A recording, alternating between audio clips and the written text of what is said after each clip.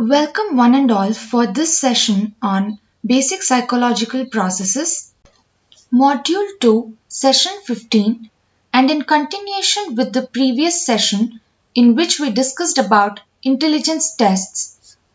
Here we will talk about one of the intelligence tests, that is the Binet test. The learning objective of this session is to understand different types of intelligence test, specifically Binet test. By the end of this session, students will be able to understand Binet test and its application. Under Binet test, we'll be discussing about the concept of mental age, the concept of intelligence quotient, and the concept of normal distribution curve. As we previously discussed the formula of intelligence quotient, we would have observed the term mental age. Therefore, understanding what is mental age becomes very important. It is the age level of an individual's mental ability. Briefing about the history of Binet's mental ability test. It was developed in 1905 and it is a scientifically devised test of intelligence. As previously discussed, the history of Binet's mental ability test started with a permission by French Ministry of Education to design formal test of intelligence. This test was more useful to identify children with special needs. It is used to identify case of intellectual subnormality so they could be given remedial education. Finally, Binet and Simon came up with a test not only distinguished among fast and slow learners but also between children from different age groups.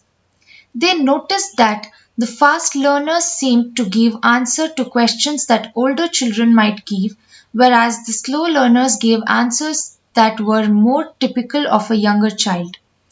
Later, they decided the key element of the test to be a child's mental age measured by children successfully answering a particular level of question.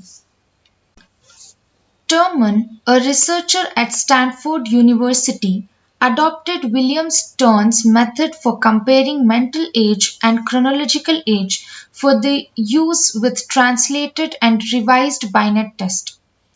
Stern's formula was to divide the mental age by the chronological age and multiply the result by 100 to get clear of any decimal point. This became the measure of intelligence, that is the intelligence quotient.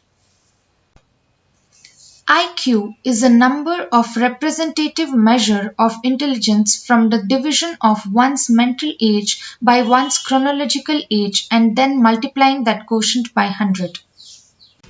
While we measure intelligence using different tests, it becomes very important to understand the normal distribution curve.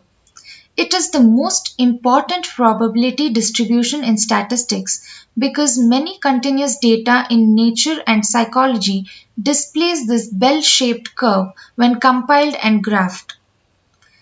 We can understand with an example of Wechsler's adult intelligence scale, which is now based on a projection of the subject's measured rank on the Gaussian bell curve with a center value, average IQ of 100, and a standard deviation of 15.